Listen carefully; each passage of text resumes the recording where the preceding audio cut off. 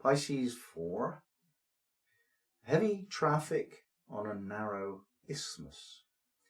An isthmus is a very thin road connecting two islands typically. So we're talking about a population explosion creating a crowded network, basically, and what to do about that.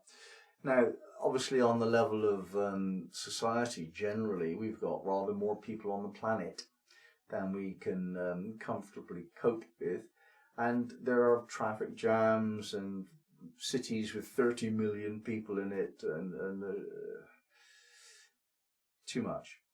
So what do we do to cope with this overly used network of the exchange of goods and services?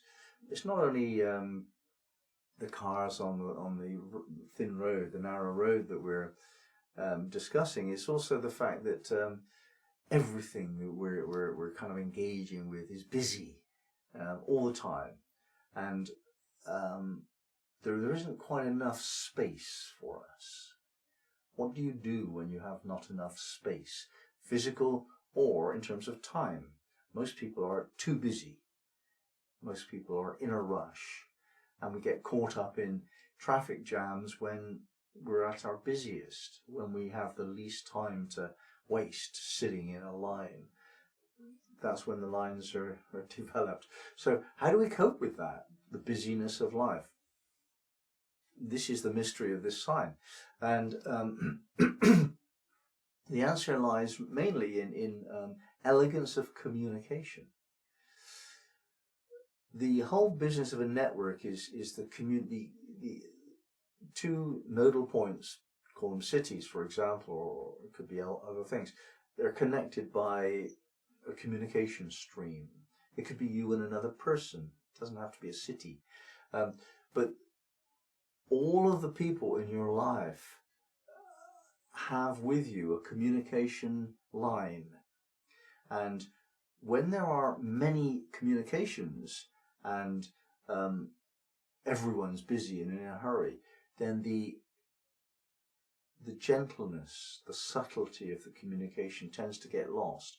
We get a bit definitive in our words, like, do that for me, please. You might add on the word please, but it doesn't sound like you're being asked. It sounds like you're being told. If you get communication right, if you can actually work out how to hear people when they speak to you, to listen so that you understand what they're saying, not just the content, but the tone and the mood, excuse me, it will make a difference in your life. Equally, if you present yourself in a certain way to communicate with another person, such that they understand you and they really get what it is you're saying, then your life will change. It's hard for us to do that. We have to learn. It's not an easy thing to master, communication skills. Now, another factor of having to cope with the busyness of life is a sense of refinement.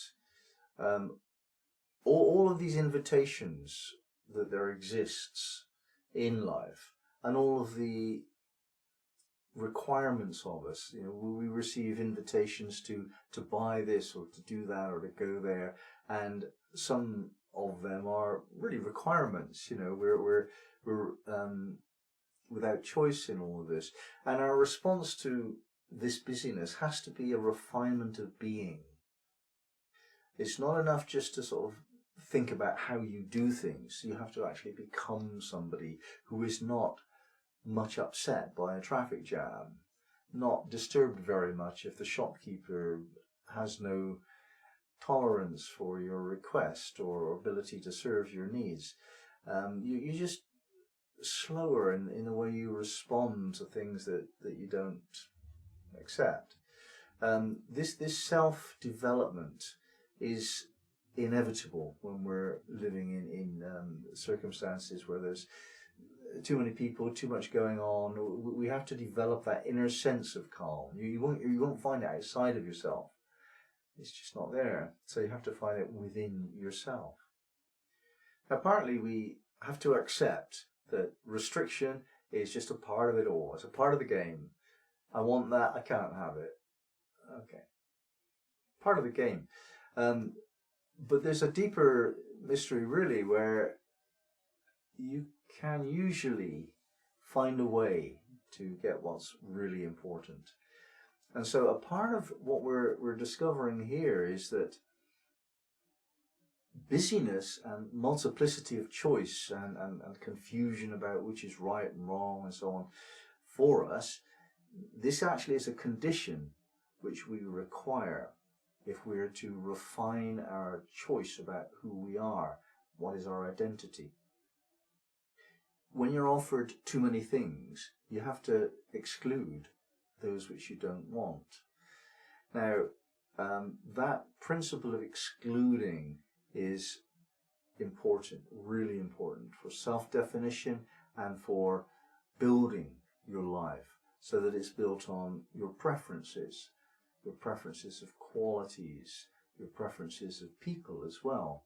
If there's 100 people at a party, you can't engage with them all. You have to choose a few. And you might choose them according to whether they're useful for your purposes, or whether you're attracted to get into an intimate involvement with them, or whether they're interested when you speak, or you're interested when they speak. There are different criteria of choice here. And this is how life will always be. There will always be more choices than we can, or indeed want, to accept. And unless we are overwhelmed a little bit with choice, we can't actually strengthen our ability to be clear. And if we're in this calm state of coping with overwhelm, and we find a way, a deep way within us to find the truth of who we really are in a calm, serene moment, and then we make choices. No, I don't want to come to the party. I've got too much going on in my life. You say no to some of these invitations. You will end up as a better version of yourself, a clearly defined person of choice who can exclude what is not wanted and allow what is wanted through and respond to those things that you now have time to respond to more fully, more deeply, more satisfyingly, more appropriately.